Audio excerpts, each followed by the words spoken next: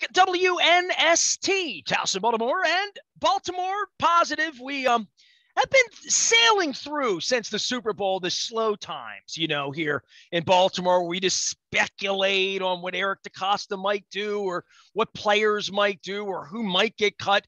This is the week it all happens. All brought to you by Coons Ford Security Boulevard. You'll be getting the WNST tech service as things happen. And had we been in Tampa Bay on Sunday night, there was probably a giant earthquake, and there certainly was that on the internet. I don't know that anybody watched 60 Minutes on Sunday night. Luke Jones joins us now. You can find him out at Baltimore. Luke, also big shout out to our friends at Goodwill Industries, new sponsor for us, also sponsoring the Maryland Crab Cake Tour. We're at Costas this Friday from 2 until 5, where, hey, man, we got no basketball, right? I mean, the whole state misses the tournament, right? They're going to play baseball. There's no spring training yet, but it's getting there, and they're going to play baseball April 11th here. The Brewers opening day. It's like 1984 all over again. And then there's football, which sort of, if you doubt if football is the king, right, at any point in the last week, if you think about things that happened that used to be like, oh, March Madness, they're drawing, where are we going to be, a 5 seed or a 4 seed? Over the last week, there's been Aaron Rodgers. There's been Russell Wilson. There's been Khalil Mack. There's been Amari Cooper. There's been Bobby Wagner getting cut, and all of this stuff. None of this has anything to do with Dan Snyder abusing his employees or Stephen Ross trying to not win or any of this stuff. But now we get to the real thing, right? Is it officially the tampering period, Luke? May I say that? If you don't think they were tampering in Indianapolis a couple of weeks ago, sure. But no, I had to laugh when you said the quote slow time because of what the last week's been like. I mean, you always, we always use the different expressions and, the calm before the storm. Well, it's a lot of storming this past week. I mean, and not even talking about the Ravens cutting Tavon Young or Alejandro Villanueva retiring or, fans getting excited about Marlon Humphrey tweeting about Bobby Wagner playing with Patrick Queen, and whether there's anything to that or not, we'll see probably sooner rather than later. But you just said it. I mean, just the quarterback movement alone over the last week plus. Aaron Rodgers, Wilson, and Brady are bigger news than baseball coming back to the field from a news perspective. From oh my God, everything stops. I mean, baseball being back, I'd say that's big in and of itself, but nothing else matters then. You just say, oh, they're going to play a season. Now back to our regularly scheduled program, which is what's going on in the NFL. Baseball players that had to sign in the first 3 or 4 days just to figure out where they were going, right? But none of that makes any news, but Tom Brady throws a tweet out and Vegas shudders and every line moves everywhere, right? Yeah, I mean, the NFL's king. It's the same, it was able to outshine the NCAA tournament on Sunday evening. I mean, there's no debating that anymore. It's just, for me, it's just incredible to think that, even prior to getting to the Monday noon opening of quote tampering, the negotiating window with the 2 days leading up to the start of the new league year on Wednesday afternoon, you just have so much player movement, so many trades. You didn't even mention Kirk Cousins, further cementing his place in the Sports Business Hall of Fame, getting another year of guaranteed salary, considering I don't think he's that good. $231 million he's made. It's extraordinary. We thought Chris Davis was a thief, right? Well, and it really comes down to that. That's why you have an agent, if Lamar Jackson's paying attention. But we've talked about that over and over. But you mentioned Washington. Hey, they got Carson Wentz now. They're good, right? I mean, it's just been wild to see the quarterback movement alone. But you get into all the moves that stem from that. I mean, Ryan Jensen rejoins the Buccaneers, a few hours after the Brady news comes out. And look, it's not to say he wouldn't have gone back there, but I think they said Cincinnati was holding that hope for him, right? Cincinnati, some other players. There were some Ravens fans, I think, were hoping if Ryan Jensen, considering he's in his early 30s, if he's not going to get a crazy deal, could they make a play for him? Would he be this generation's Matt Burke signing? By the way, Matt Burke's running for assistant governor in Minnesota. Saw that, lieutenant governor, pretty wild. But I think, with all these moves and just the quarterback movement, it's why it's silly to look at what your 2022 schedule is going to be in January. Just a couple weeks ago, you looked at games against Tampa Bay and Denver, and you were saying, well, wow, what are they going to do at quarterback? I mean, Ravens saw what the Broncos looked like last year with Teddy Bridgewater and Drew Lock as their quarterback, that combination. Well, Russell Wilson changes things a little bit there. Not that Denver becomes a Super Bowl favorite out of the AFC, but they're certainly a team to be reckoned with now, with a quarterback who's won a Super Bowl and has made Pro Bowls and played at a high level for a long time. And then you have a trip to going down to Tampa, and you're thinking, okay, who's going to be the Buccaneers quarterback? Are they going to draft someone? Are they going to acquire someone in a trade? What's going to happen there? And Tom Brady comes back. So just speaks to how dramatically things change, and alludes to what you were just mentioning about all the lines in Vegas completely blowing up on Sunday evening after Tom Brady sends out a tweet. The biggest loser of the weekend, though. It's in Maryland now. We have real wagering here in Maryland. Maybe not in Pennsylvania. You come over here across the border, we're ready to take bets this week. I think Pennsylvania has wagering. I don't know. I think so. Most places do at this point. No, but you know who's the real loser? The guy who spent $518,000 on Tom Brady's final touchdown ball, which was just a couple days ago. I think that auction went down. So yeah, that doesn't have quite the Brady same value. Brady ought to buy that back from him. He should at least give him Brady's into crypto, right? At least give him that equivalent in crypto or something like that. But I'll say this, and I saw a lot of people upset, angry, hate Tom Brady, yada, yada, yada. If you're going to come back, this is the time to do it. If you're going to change your mind, this is the time to do it. Not after the Buccaneers have already moved on or drafted a quarterback or and most of these cats do that 2 weeks into training camp, right? Well, I just think back to Brett Favre, right? That's the easy one to think back to. The Packers had already put off the Aaron Rodgers era for 3 years? I think he was drafted in 2005 and Favre was with the Packers through 2007.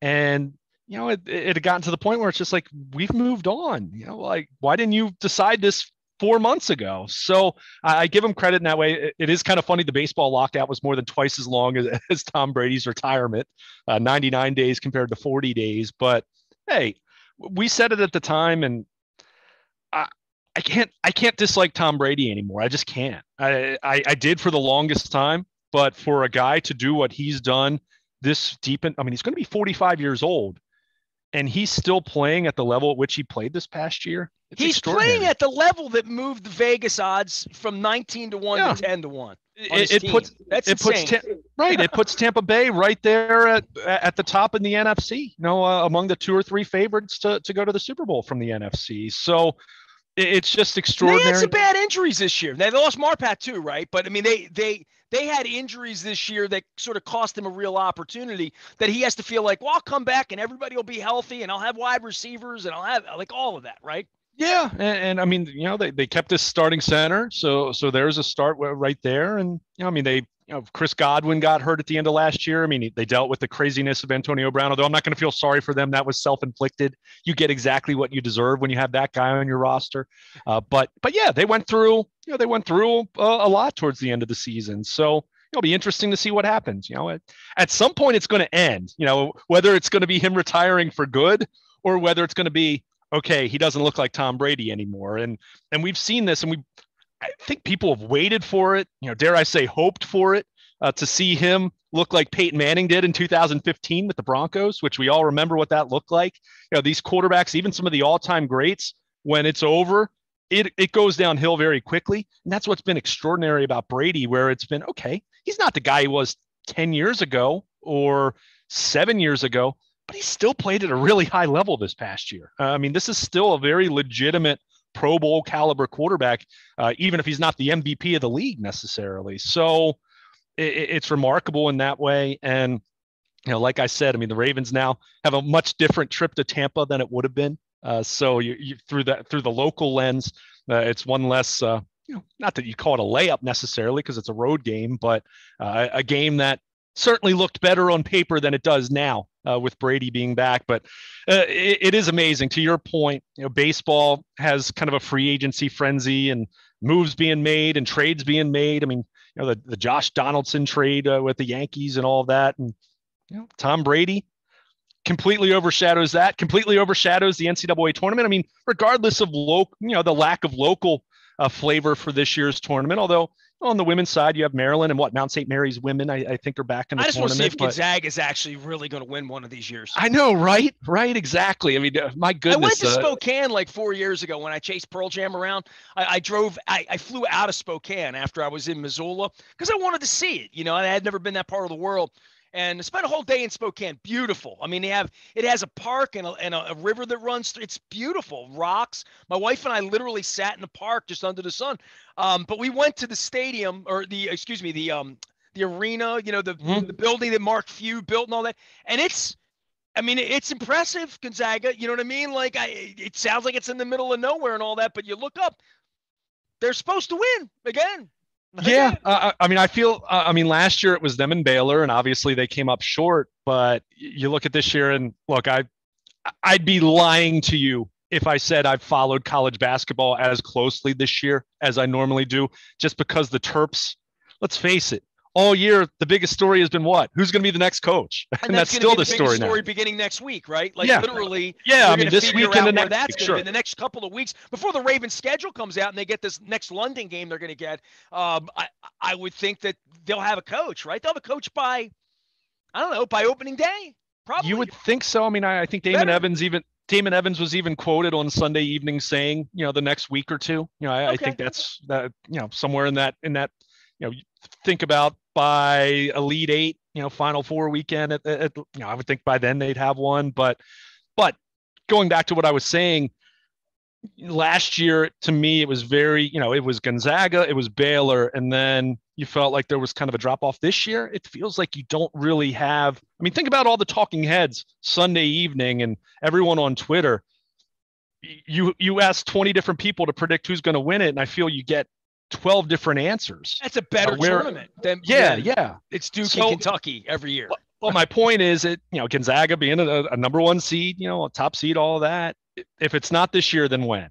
Right? I mean, it just feels like, okay, they've really, they've been in that neighborhood the last decade or so. They've been hovering around, that, top seed, really being in that elite territory.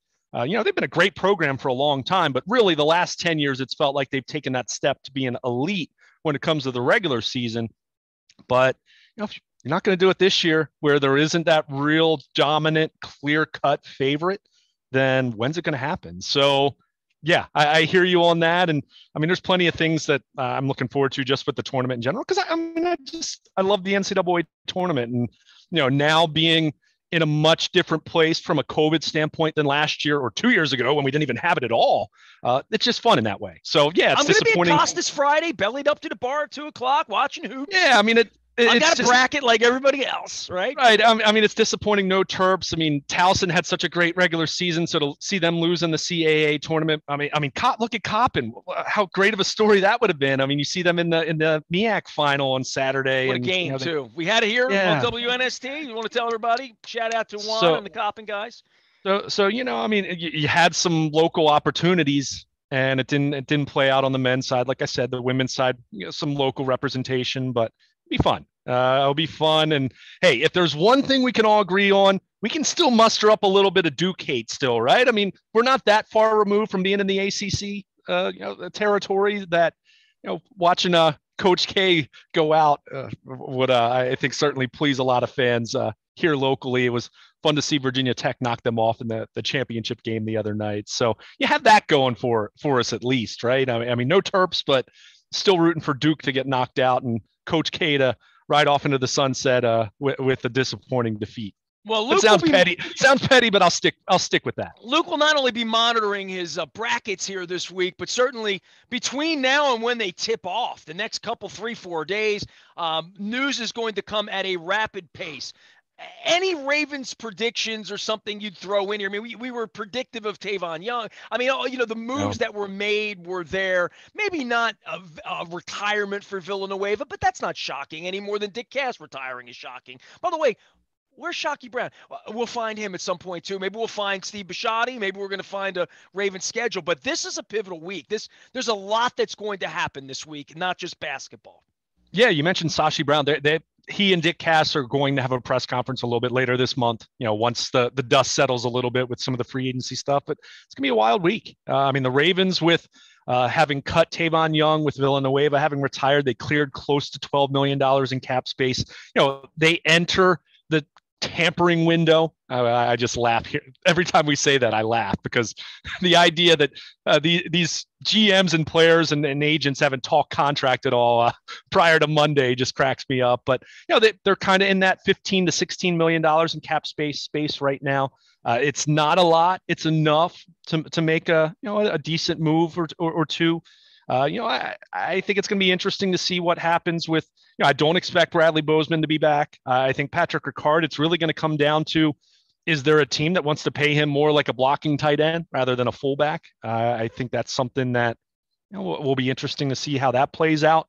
I still feel like ultimately the Ravens value him more than anyone else, but all it takes is one team. So, one team changes that equation, and then you're saying goodbye to your 3-time Pro Bowl fullback. But I'll give you a name, and I don't want to take full credit for this because I've seen some really, some of the more astute Ravens fans on Twitter, the film junkie type guys. I've seen this name mentioned, but if you're talking about the offensive line, as much as the focus has been on Bozeman and center, I still look at offensive tackle, and I look at the uncertainty with Ronnie Stanley. They have options at right tackle when you talk about Juwan James, Patrick McCary, but who's their backup left tackle right now? No idea, right? I mean, that guy's not on the roster right now. Better not be on the roster right now, because I don't know who it would be. Where's James Hurst when you need him, right? Sure. But a name that's been thrown out there is Trent Brown, who's been around. He's not great, but he's a guy who's played left tackle and right tackle. I think he's someone who'd be a good fit for them. I don't think he's going to command a ton of money. That said, that's not to say you're going to get him for $2 million a year either. But that's the kind of move in the same way that the Kevin Zeitler move came together last year. That's the kind of move that I could see them making. Now, that's not to say that I'd be shocked if they go and spend a little more for to get Bobby Wagner and solidify inside linebacker, even though you just drafted Patrick Queen 2 years ago, or go get someone like Tyrann Mathieu, who we've seen the Ravens in recent history, a position where they have spent in free agency has been safety. When you talk about Earl Thomas and Eric Weddle, and even go back to Kendrick Lewis and some guys like that, they've spent free agent money on safeties, not always successfully, but it's something they've done. So I expect a move or two. I wouldn't be shocked to see Calais Campbell brought back if the money's right, if he values staying in Baltimore a little more than necessarily making the most money, because I do think he'll have a lot of suitors even at age 35. But what is typically the case, Nestor, and you know this very well, having covered this team, the Ravens don't win the first few days of free agency. I mean, that's typically not where they're going to be. That's not where they're going to really make their biggest gains. It's going to be something that's not to say they won't make a move or two, but it's going to be something that isn't necessarily the biggest splash. I mean, they don't have the cap space to go out and sign insane contracts unless it's something that would be severely backloaded, which is always possible. But we've talked about it. I mean, when the Lamar Jackson extension isn't coming together, it doesn't look like anytime soon that it's going to make a big impact in terms of free agency right now. So you have to adjust a little bit there. And that's not to say his cap number is terrible. I mean, it's $23 million. His cap numbers are going to be a lot more than that when you actually pay him whenever that time comes. But, it puts them in a position where they've got to be smart with how they spend. So I expect in the way that you see most years, one or two good signings, not necessarily going to be top of the market insane signings, but I think it's probably going to be more, this guy's leaving and this guy's leaving and this guy's leaving. And, it's unsettling for those first few days, typically, if you're a Ravens fan. But keep in mind, the goal is not to win the middle of March. I mean, go ask the team right down the road how that's worked out for them, winning mid-March, winning the first week of free agency, the first week of the off season. Well, the Buccaneers have already won the off season, right? Right. Oh, sure. Yeah. I mean, all these teams at the quarterbacks. I mean, that's what's been so fascinating. Denver thinks they have one now, and Seattle doesn't, right? Yeah.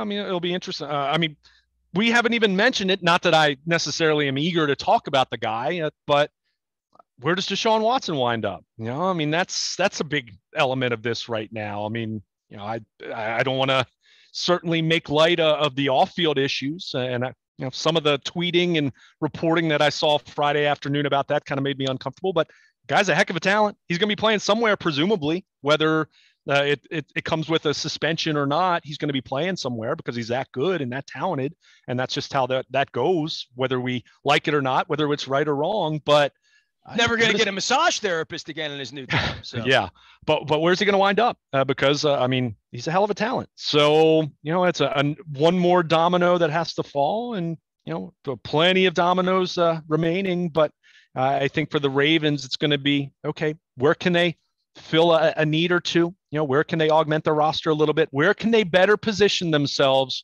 to go into the draft and not have multiple significant needs? Can you address one or two needs and then go into the draft being much more in best player available mode? Well, that's where you want to go. When you mentioned Wagner as two veteran guys, if Campbell goes out the side door, maybe it opens money. I mean, they always have money for that 30-plus player. They found it for Villanueva last year. Like that, to get those kinds of players that still have a ton of tread, John loves those players. John loves the Matt Burks and the Anquan Boldens, the 30-year-old guys that come in and know what they're doing.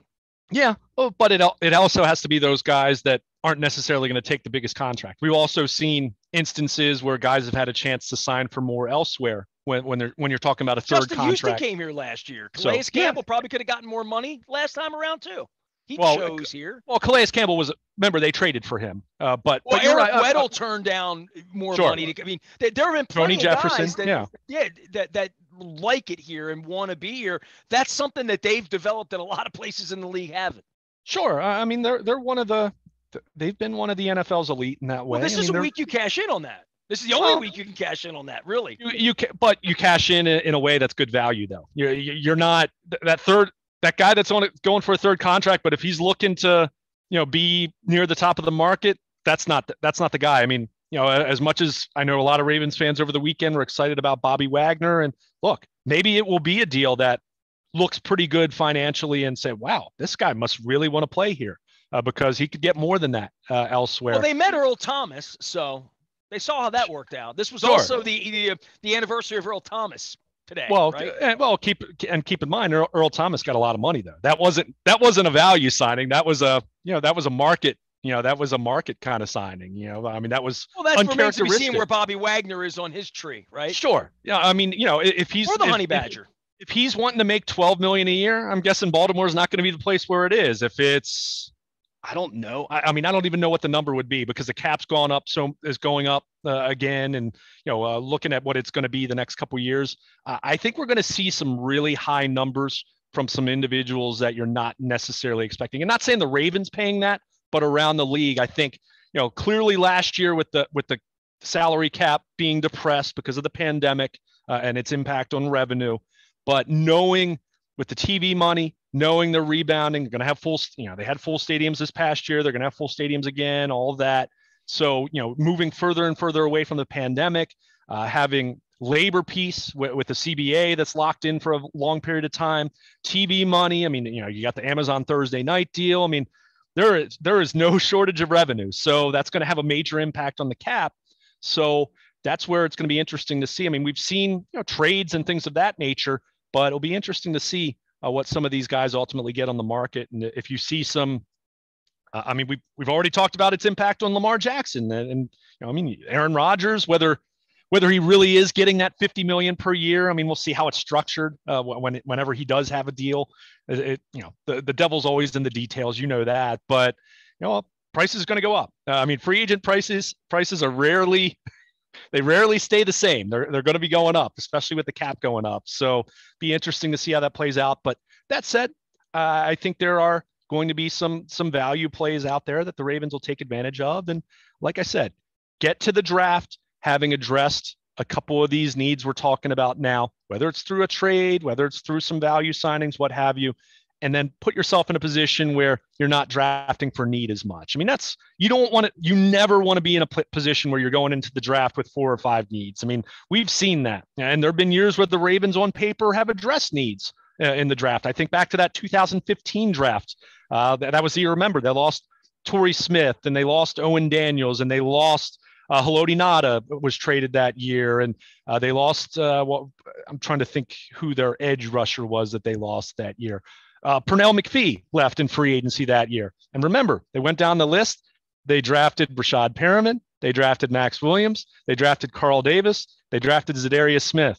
Zadarius Smith worked out okay a couple years into it, but rest of that, not so much. So just a reminder that you really, truly want to be in a position by draft time that you've at least maybe not come up with the best answer. That's why I mentioned Trent Brown as an example at offensive tackle, but because you don't want to be in a position where you don't know what's going to happen with Ronnie Stanley, and maybe the top tackles in the first round are all off the board. Then you're in a position where, all right, are you reaching for a guy? Are you reaching for a guy with your first round pick? Are you reaching for a guy in the second round? If you can bring in a veteran at that spot, for example, and that's not the only thing they could do, but that's one thing they could do. It just puts you in a better position that you can draft trying to maximize value more so than just plugging in guys that you need to fill certain spots. He is Luke Jones. He is Baltimore Luke out on the Twitter and the Facebook. Don't forget all the breaking news will be happening first on the WNST Tech Service. Of course, out on social media as well. All are brought to you by our friends at Coons Ford Security Boulevard. I'm wearing my Raskin Global shirt. Leonard Raskin here giving great advice on the American Dream. And I'm going to have a bunch of friends gathering this week for the Maryland Crab Cake Tour presented by the Maryland Lottery. We're going to let ourselves play at Costas this week on Friday. We're going to be at Fadley's next Wednesday. And Don Moeller is bringing in all the big dogs at Fadley's next week as well. All during April, more tour stops, most of them on Fridays for the rest of the month. Luke might even come out and have a crab cake now that they've delayed baseball season a week. I am Nestor. You can find me, Ness, at BaltimorePositive.com, and I am at all the aforementioned fun social media places. We had a great time last week at El Guapo. If you haven't heard our sit down with Jane Miller, as well as one of the greatest conversations I've ever had with Rob Roblin, who I was always a huge fan of but didn't know at all, make sure you're checking all that stuff out at BaltimorePositive.com.